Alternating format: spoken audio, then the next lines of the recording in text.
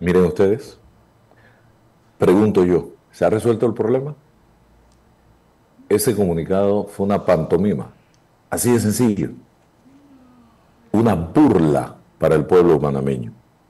Aquí se nos dijo que iba a haber una conferencia de prensa y lo dijo la propia presidenta de la Corte Suprema de Justicia, María Eugenia López.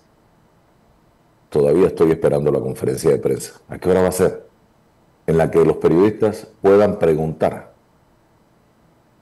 Y yo me puse a revisar el comunicado de regaño, que no fue otra cosa que para bajarle el perfil a un tema tan delicado, un show más, y saqué preguntas que yo como periodista le haría a la presidenta de la Corte Suprema de Justicia. Por ejemplo, ¿por qué no se dio a conocer previamente este acuerdo antes de su publicación en Gaceta Oficial? Hemos tomado la decisión de esto, esto y esto, luego de consultas, un análisis por esto, esto y esto. ¿Cuáles fueron los criterios técnicos, señora presidenta de la Corte, y financieros para crear el fondo de compensación, que no es otra cosa que jubilaciones especiales y que ustedes han querido disfrazar con ese término de fondo de compensación para engañar al pueblo panameño? Pero ya el pueblo panameño despertó. Digo, despierta y se duerme de nuevo, ¿no? Es como usted le ha pasado, me imagino. En la noche usted se despierta, momentáneamente va, se levanta, va al baño, regresa, queda un ratito despierto y se vuelve a dormir. Así estamos aquí en este país. Nos despertamos un rato, pero volvemos a seguir durmiendo. Ya la gente cree que con ese comunicado del martes en la noche se resolvió el problema. No se ha resuelto nada, porque incluso fue suspensión. Otra pregunta, ¿cuánto dinero proyectaron ustedes destinar para este fondo y de qué partida presupuestaria va a salir? ¿De dónde va a salir? ¿De qué partida? ¿Cuántos jueces y magistrados de tribunales superiores van a verse beneficiados de esta medida? Tampoco nos han dicho. Y el comunicado no lo dice por ningún lado, el comunicado del regaño. Ay, Dios, yo sé, de paso estoy esperando el comunicado del Colegio Nacional de Abogados todavía. Nada.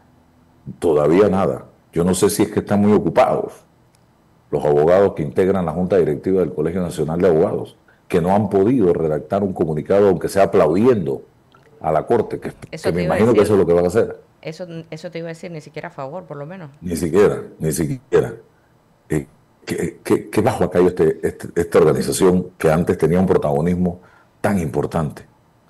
¿Qué porcentaje del presupuesto anual del órgano judicial representaría este fondo? Si no es un régimen especial de jubilación, ¿por qué crea un fondo de compensación aparte del sistema regular de la Caja de Seguro Social?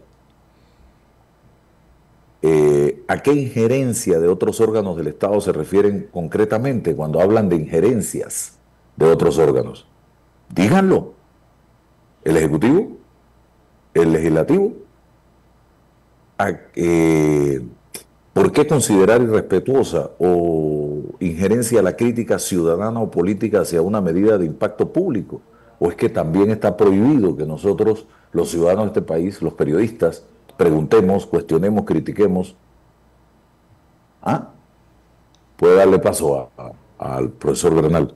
Otra pregunta que yo le haría, ¿qué significa exactamente que la medida se suspende y no se deroga, señora presidenta de la Corte Suprema de Justicia? ¿Por qué sacar del diccionario el término suspensión y no derogatoria de este acuerdo o eliminación de este acuerdo? Pregunto también, ¿se piensa reactivar más adelante esta compensación con modificaciones? ¿Será por eso que utilizaron el término suspender? Porque usted suspende una reunión, usted suspende, no sé, una fiesta. Ah, la suspende y la hacemos dentro de un mes, dentro de 2 meses. por cualquier motivo, razón o circunstancia. Otra pregunta que yo le haría a María Eugenia López: ¿qué condiciones tendrían que darse para que la suspensión se levante, pues? Porque es suspensión. Si no es cierto que el monto era de 14.000, como dijo el comunicado leído por la funcionaria que nos regañó esa noche, ¿cuál era entonces el monto real proyectado? ¿Por qué no reveló desde un inicio la cifra oficial antes de regañarnos? Usted afirma que no es un régimen especial de jubilación, pero no es precisamente un beneficio económico adicional al retiro que no tienen otros servidores públicos, cuando en la Constitución se habla de no habrá fueros y privilegios. Otra pregunta que yo le haría en la conferencia de prensa, que nunca se va a dar, porque ya dudo que se dé: ¿se solicitó opinión a la Contraloría y a la Caja de Seguro Social antes de aprobar este acuerdo? ¿O es que ustedes no tienen que pedirle opinión a más nadie en este país? Son los todopoderosos. Usted habla de desinformación en el comunicado, pero ¿no cree que la falta de información oficial completa fue la que alimentó estas especulaciones? Estas son preguntas periodísticas que me gustaría hacerle a la magistrada María Eugenia López.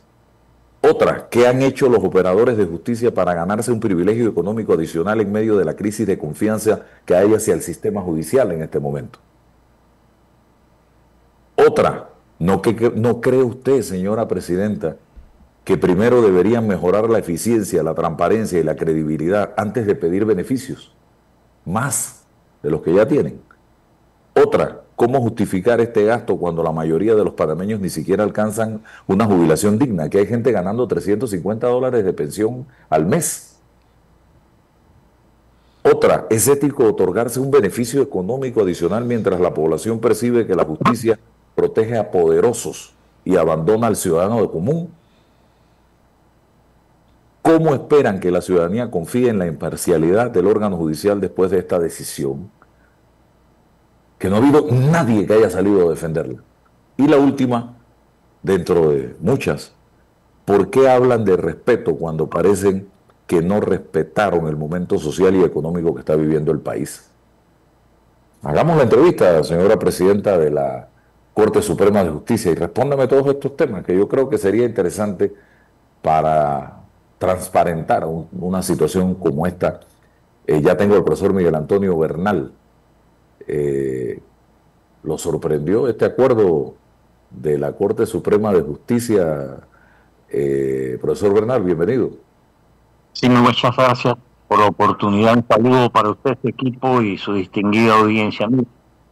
Yo creo que esta situación que ha generado este acto de parte de la Corte Suprema de Justicia, más que sorpresa, lo que ha traído es una epilepsia social, un infarto moral, porque como usted bien señala, dentro de las condiciones en las cuales nos encontramos en Panamá ahora mismo, no solamente desde el punto económico, fiscal, tributario, sino social, dentro de este ambiente de incredibilidad, frustración y decepción, de ese malestar social que la sociedad arrastra, como lo señalé en un trino, nunca antes tan pocos habían hecho tanto daño a tantos con una decisión de esta naturaleza, que se aparta no solamente de los principios éticos y morales que deben existir en una corporación como la Suprema, sino también que no tiene asidero legal. Entonces, aparte de las interrogantes que usted muy bien plantea, hay que ver el itinerario de esta decisión tan negativa, tan dañina, porque fue producto de un secretismo, de un ocultismo que no nos merecemos. Tenían un año de tenerla guardada, pero primero optaron por aumentarse el salario en 4.000 balboas, y después que ya se lo tenían aumentado, salen con esta, entre comillas, jubilación, porque en realidad se están valiendo de esa figura de fondos revertidos para asegurarse una promisoria jubilación frente a una población donde las desigualdades son ya demasiado marcadas. Entonces, el llamado que se le ha hecho de parte de la población y de parte de algunas autoridades, no todas, yo creo que es más que necesario, puesto que estamos entrando nosotros en una vorágine muy peligrosa, porque este tipo de decisiones, aparte de el resentimiento que producen, son semilleros de violencia, son semilleros de alteración del orden público, que ya está bastante alterado. Entonces, yo sí creo que es sano, contrariamente a lo que dice el comunicado de la Corte, sí ha sido sana la reacción de la población. Y felizmente todavía, y quiera Dios que esto dure, vivimos en un país donde la población no quiere apartarse de la convivencia pacífica que viene manteniendo, pero que reacciona a su manera, aunque no tiene todos los medios a su disposición, reacciona de una manera unísona cuando de imposiciones como estas se tratan. Entonces yo creo que no ha habido falta de respeto de parte de la población. La población ha reaccionado en uso de su derecho a disentir, en uso de su derecho a criticar. No creo que haya habido falta de respeto, aunque algunos improperios hayan sido lanzados, pero yo creo que la falta de respeto en todo caso viene de el órgano judicial, de su jefatura, al actuar de una manera bastante apartada del sentimiento, cuando debe ser tal vez el órgano del Estado que más atento debe estar al pulso de la nación, puesto que es el que le toca, como dicen aquí en Panamá, administrar justicia. En lo personal, muy decepcionado, ya uno lo podía estar por otras cosas, pero este no es un problema personal, este es un problema institucional y para mí constitucional. Esta es una demostración fehaciente de que los órganos del Estado, dentro de la actual constitución vigente, siempre van a tender, unos más, otros menos, a desviarse, a eludir la responsabilidad, porque la normativa o los procedimientos se prestan para ello. Mientras nosotros no salgamos de esta matriz de la corrupción y de la impunidad, que es el actual estatuto constitucional, pues hechos como el que ha pretendido llevar adelante la Corte, o que pretende, porque está vigente una disposición que ellos han suspendido, disposición que es ilegal y que no han querido, a pesar de la ilegalidad de la misma, y que es notoria, que no hace falta entrar a decir que el artículo tal, acápite tal, literal tal, ellos dicen que la suspenden, o sea, en una actitud de arrogancia y soberbia que no corresponde a la misión, función, atribuciones y disposiciones que debe tomar un órgano como es el órgano judicial. Crear más divisionismo en la sociedad cuando les corresponde más bien abonar a todo lo necesario para que haya una mayor coherencia y podamos encontrar ese mínimo común denominador que nos lleve a mejores derroteros. Suspensión. Yo me fui a la Real Academia Española de la Lengua. Inmediatamente escuché este término y este término es muy ambiguo porque no me está diciendo que ya estamos cerrando este capítulo. Me lo está poniendo, una burla. me lo está poniendo en punto suspensivo ahí. Es una burla manifiesta, porque si usted lee todo el comunicado y sin hacer abstracción de la palabrita que más molesta, que es la suspensión, es un comunicado redactado con una subestimación y desprecio. Soberbia. Exacto, hacia la ciudadanía, hacia el poder ciudadano. Entonces, eso es muy dañino en estos tiempos más que antes, porque se supone que nosotros estamos con instituciones que deben caminar hacia la democratización, no hacia el autoritarismo y a la imposición. Entonces yo sí creo que hay que mantener viva, despierta, activa, la actitud de vigilancia y de centinela que le corresponde al ciudadano frente a estos atropellos, porque esto es un atropello. Y vendrán otros. Lo que pasa es que, claro, como no podemos al mismo tiempo estar viendo todas las cosas, pero si usted ve lo que está pasando en el legislativo, pues también hay para no dormir.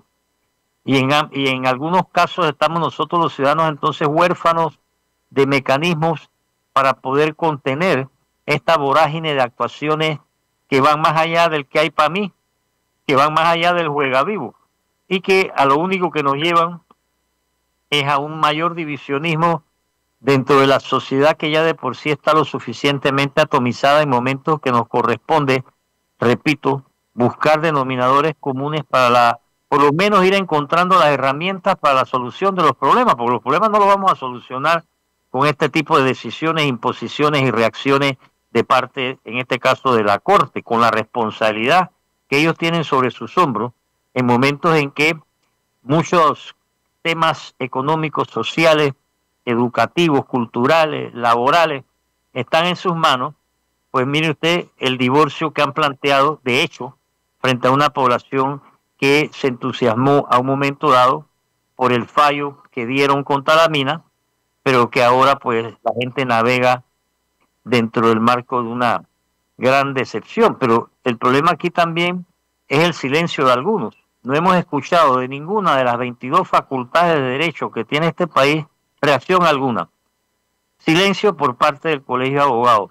¿Por qué? Entonces, ese ¿Por tipo qué de el Colegio de Abogados ha guardado silencio cuando el Colegio de Abogados jugó un papel importantísimo en el pasado en este país? Era bueno, una organización rofeona. porque el foro está totalmente atomizado. Ya el colegio no es lo que fue, pero tampoco ha habido, diríamos nosotros, una alternativa vívida que permita que la población tenga, por lo menos en el gremio de los abogados, que son más de 39.000, algún tipo de referencia, porque vivimos en una población, Álvaro Alvarado, y no hay que perderlo de vista, con todo respeto, que tiene una ignorancia verdaderamente inexcusable de sus derechos, de sus deberes, que no conoce los mecanismos para poder proteger su calidad de vida y muchas cosas, y entonces genera un grado de confianza muchas veces exagerado en la espera de que los abogados sean los que le vayan a dar la guía, y eso tampoco hay. Entonces, como he dicho varias veces, andamos como arrieras sin pestañas. Entonces, eso no es bueno para la sociedad. Eso puede que beneficie a unos cuantos, ¿no? Porque hay quienes se benefician de esa ignorancia, hay quienes se benefician de esas no reacciones de la sociedad civil, en fin y a cuenta, porque esto no es un problema solo de abogados. Yo creo que esto corresponde a toda la sociedad tener una posición bien clara al respecto, pero el problema es que ahora mismo nosotros no tenemos nada que nos una, y sí muchas cosas que nos dividen. Ese es parte del problema. 20 magistrados superiores y 122 jueces de circuito y municipales se van a ver beneficiados si esto no se detiene. No, es que eso no se puede ver, ellos no se pueden ver beneficiados porque eso es absolutamente ilegal. Eso no tiene ¿Cómo lo paramos? ni siquiera. Bueno, ya vi esta mañana unas declaraciones del ministro de Economía y Finanzas que van en este sentido, que eso no está en el presupuesto y no debe estar. Y también vi que había unos diputados que habían presentado un proyecto de ley con el propósito de ponerle un alto a esta intentona que, repito, no tiene asidero legal. Y eso es lo que agrava el tema, porque proviniendo de la Corte, ¿cómo me explican que dicten una resolución de esa naturaleza que pasa por encima de la ley, que pasa por encima del estatuto constitucional vigente, que pasa por encima del sentir ciudadano, y todavía dicen que no o sea, no echan para atrás de verdad, sino que ponen en neutral, porque eso es lo que han hecho? Es decir, bueno, como quien dice, vamos a esperar que se distraigan y cuando parpadeen, ahí les va de nuevo. Y entonces todos sabemos que la sociedad panameña no está acostumbrada a mantener una perseverancia frente a determinados actos, pero nosotros sí tenemos que empezar ya a promover la necesidad colectiva de empezar a eliminar toda una serie de procedimientos autoritarios, toda una serie de imposiciones, y bueno, de más está decirle que para mí lo primero que tenemos que salir cuanto antes es del actual estatuto constitucional, que es el que le sirve de asidero, no solamente a la Corte, sino a muchos más, para una serie de arbitrariedades que ya el país no aguanta. Ya los magistrados del Tribunal Electoral, También, bueno, copy page, inmediatamente, $14,000. eso era de esperar, porque esos señores están ahí para lucrar, para hacer daño, para impedir que nosotros podamos caminar hacia la democratización real y efectiva. Ni siquiera en el terreno electoral lo quieren. Entonces, yo sí creo que hay que mantener la actitud de vigilancia, porque lo seguirán otros magistrados, porque hay muchos que se van a pegar con el cuento ese de que si a ellos les suben, a mí me suben. Esos 4.000 jamás debieron subirse, pero usted vio cuál fue el mecanismo que se utilizó, ¿no? La insistencia, como le llaman, y el problema es que como nosotros no tenemos otras instancias a las cuales recurrir para impedir este tipo de situaciones, poner un recurso de inconstitucionalidad contra una decisión de la Corte, a mí me parece que es como querer fumarse un cañac con opio y con marihuana y con cuanta cosa para marearse, porque eso no va a ir a ningún lado.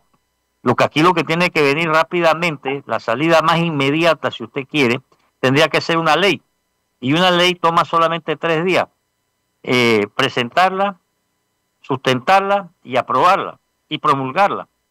Pero no sé si la misma situación que vive el legislativo les va a llevar. Acuérdense que aquí hay un artículo que impusieron en el estatuto constitucional vigente que dice que corresponderá a los magistrados enjuiciar, investigar y enjuiciar a los diputados.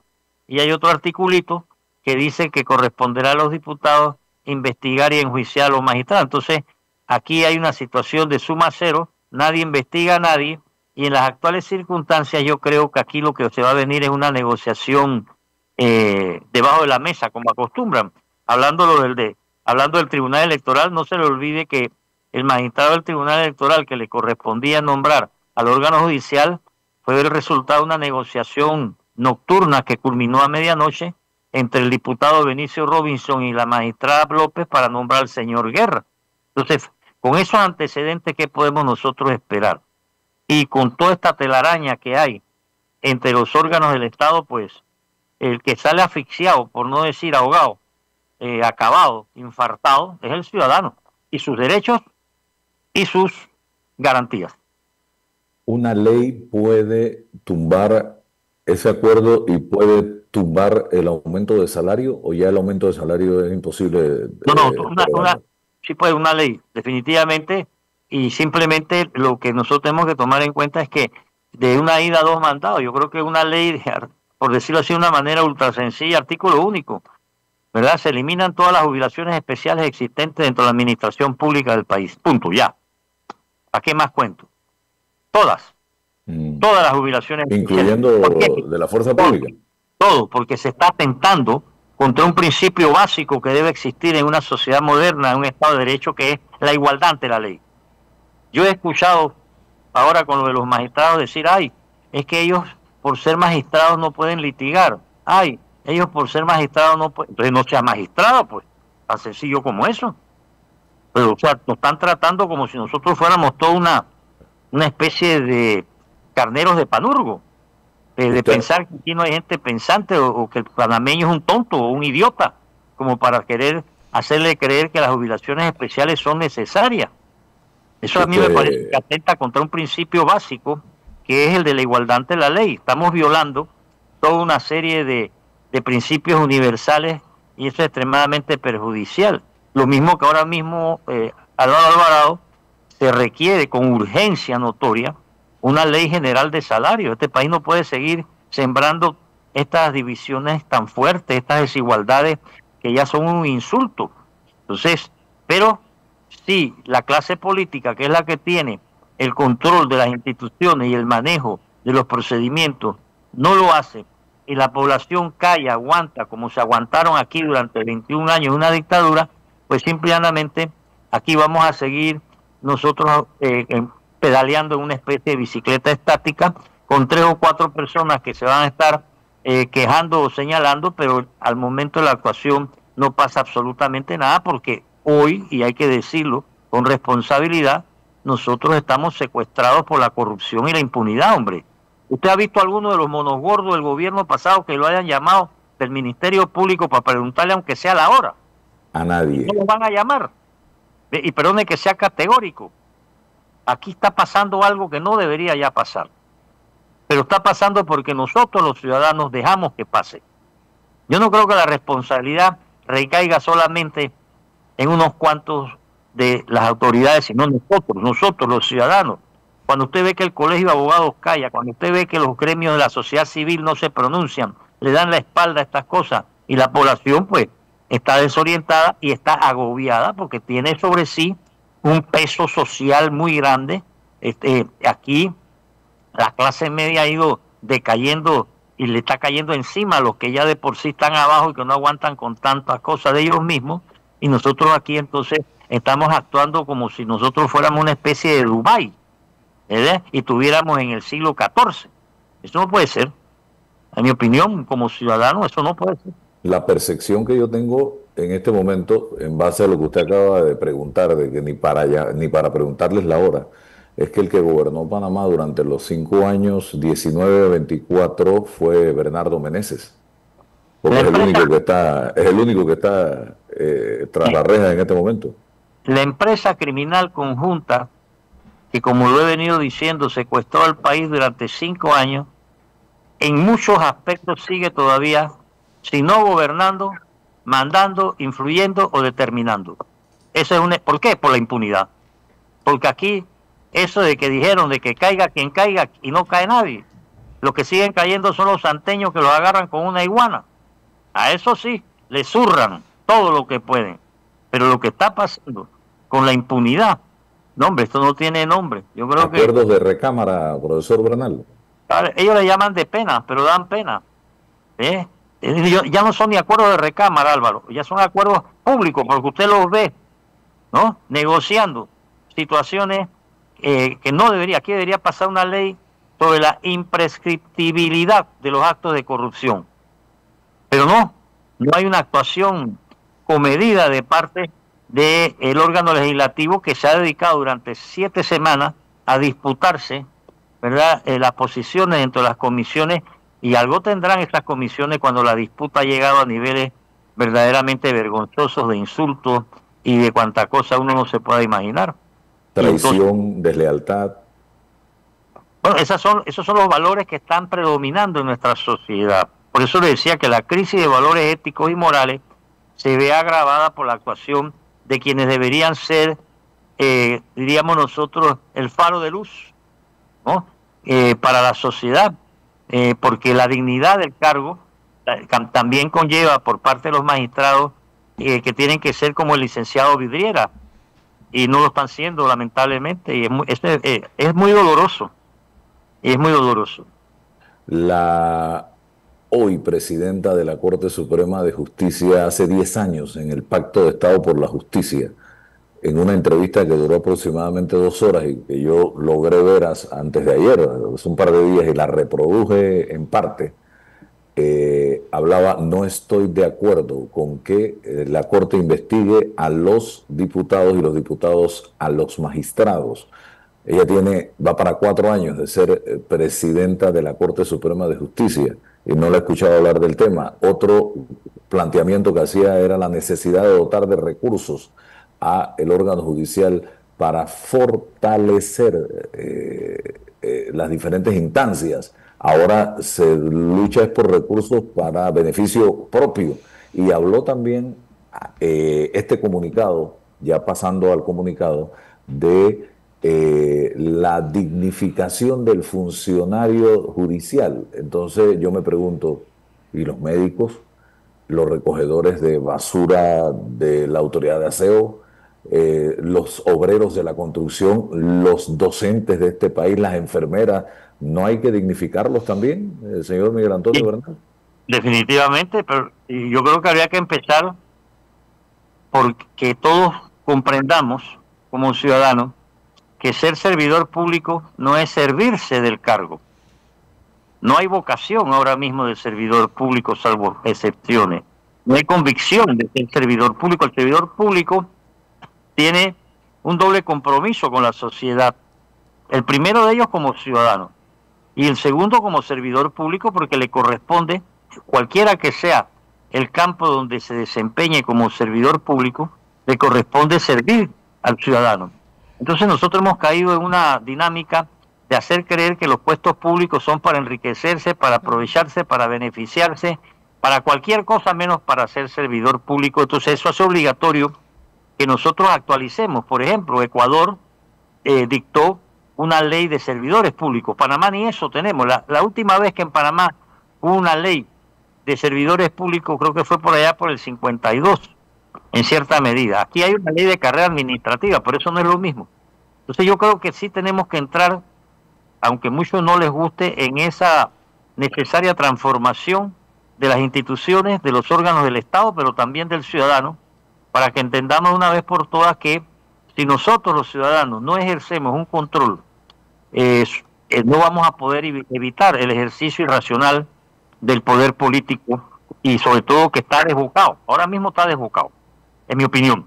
Y no de ahora, o sea, ha venido desbocándose cada vez más al punto que, como le digo, usted ve gente que hizo y deshizo hasta hace un año y se te ríen en la cara, te burlan de uno y dicen, tú y tu lucha contra la corrupción, mírame dónde estoy. O sea, te lo dicen en la cara, porque así son de soberbios y descarados porque se saben garantizados. Lo que me lleva a mí a pensar, bueno, ¿será que aquí hay algo que uno no sabe? Pero lo terminaremos sabiendo porque todo se sabe, pero yo no logro entender cómo, para no dar nombres y apellidos, cómo hay cierta gente que anda por ahí suelta y las cárceles están abarrotadas. Somos uno de los países que tiene una de las poblaciones penitenciarias más altas del continente, pero monogordo. No sé, que yo sepa no hay. Si hay, debe ser uno que está de paso, porque cuando uno parpadea, ya usted lo ve en la calle. Ayer nada más me decían que un reputado narcotraficante estaba de abanderado, no sé qué fiesta ahora mismo que viene en el interior. Sí, yo digo, pero ¿a dónde vamos, mijo? Y la gente se da cuenta, porque la gente lo comenta, pero de ahí no pasamos. Entonces, estamos en una situación bastante delicada que exige de parte de todos nosotros más vigilancia, más actitud centinela, pero también más compromiso para los cambios que esta sociedad está pidiendo a gritos. Ya para cerrar, usted que ha sido a través de la historia de este país un luchador por la democracia, de 1 a 5, ¿qué calificación le pone a la democracia en donde vivimos los panameños hoy día? La democracia aquí ha sido secuestrada, Álvaro Alvarado. Todavía no llega, porque cada vez que asoma a nuestras playas la rechazan tirios y troyanos. Así que de 1 a 5, bajo 1. Wow. Y en términos académicos, que es lo que conozco, F, sin derecho a rehabilitación. ¿Y en qué vivimos entonces? ¿Cómo se llama esto que estamos viviendo? ¿Qué régimen es el que estamos viviendo? Una caricatura de democracia, con intenciones de algunos de que mejore, de que logremos alcanzar, pero hoy por hoy, mire, para que haya democracia, que aunque es un término que, como digo yo, tiene un significado diferente para gente diferente, en lugares diferentes y en momentos diferentes, pero a 25 años de haber empezado el siglo XXI, para hablar de democracia tenemos que cumplir por lo menos con algunos de los requisitos que son propios de un Estado de Derecho. Uno de ellos, respeto al debido proceso. Lo de la Corte acaba de demostrar que no hay ese respeto al debido proceso. Seguridad jurídica. Los ciudadanos no tenemos la seguridad jurídica porque la corrupción y la impunidad son los que predominan en todos los tribunales y en todas las fiscalías y en todos lados donde la gente va a buscar justicia.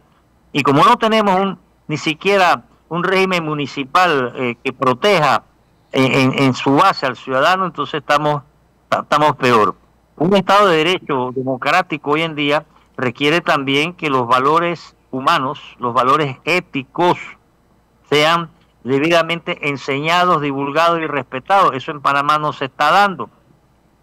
Entonces, ¿a dónde nos lleva? A una feria del libro donde ponen unos precios increíbles para que la gente entre en un país donde la mayoría de la gente no lee, cuando deberían más bien abrir las puertas para que la gente vaya y lee los libros, abaratarlos, y lo que hacen es que lo encarecen, pero la gente se queda callada. Pero como no hay distracción, entonces mucha gente va a la feria del libro a ver qué ve, pero no puede comprar. Entonces todos estos abusos que se dan a diestra y siniestra, no hablemos de los precios de algunos productos de primera necesidad, ¿verdad? Los engaños que se están dando, o sea, todas estas cosas hacen que esta sociedad hoy por hoy, con todo respeto y con mucho dolor, yo no la llamaría democrática. Caricatura de democracia, sí. Morisqueta cada vez más, pero democracia en el sentido más sencillo del término, es decir, donde nosotros los ciudadanos podamos todos tener la seguridad que nos corresponde en todo sentido, económica, social, laboral, no todos, por lo menos la gran mayoría, pero somos el tercer país del mundo en el plano de la peor distribución de la riqueza. Mientras eso se dé, no puede haber democracia, porque democracia no es tener bonita ¿cómo decirle?, autoridades ganando 18.000. ¿Cómo vamos a tener esa, ¿cómo decirle?, esa disgregación que hay de que aquí cualquiera quiere llegar a un puesto público nada más para lucrar y no para contribuir a que el país salga adelante? ¿Por qué? Porque tampoco tenemos ahora mismo un verdadero respeto o de una verdadera, diríamos nosotros, solidez para con el sentido de pertenencia a la patria que nos vio nacer. Entonces nos estamos disolviendo. Yo le decía a usted la última vez que conversamos que en mi opinión Panamá cada día camina más hacia un lugar donde vive gente que hacia una sociedad. Y por eso la importancia, por lo menos para mí, de un proceso constituyente que nos permita recoger. En primero recoger, barrer para adentro, buscar puntos comunes y ver cómo podemos nosotros empezar a cambiar las cosas. De otra manera, apaguemos la luz. En base a eso de apaguemos la luz y sin pensar que usted es el genio de la lámpara, ni Madame Calalú. Dios me guarde. ¿Qué vaticina usted para este país si no tomamos los correctivos inmediatamente, por lo menos desde el punto de vista constitucional que usted está planteando? Lo que le ha tocado vivir a otras sociedades antes que nosotros a lo largo de la historia. Es decir, yo no voy a decir desaparición, pero sí una especie de caída imparable en todo sentido. Y podríamos nosotros caminar hacia una violencia y hacia una confrontación que no debemos. Una explosión. Sí, claro que sí, eso está ahí todavía. Nosotros estamos sentados en un barril de pólvora, no nos llamemos engaño. Por eso es que es muy importante que nosotros busquemos el mecanismo apropiado para la convivencia que hemos logrado salvaguardar los panameños frente a otras sociedades. Mire Colombia, esa desgracia que acaba de vivirse allá. Eso es algo que aquí la gente no se da cuenta. ¿Cómo si nos basamos en esa teoría del aleteo de la mariposa? Ese asesinato vil, cobarde, inhumano del señor Uribe Turbay.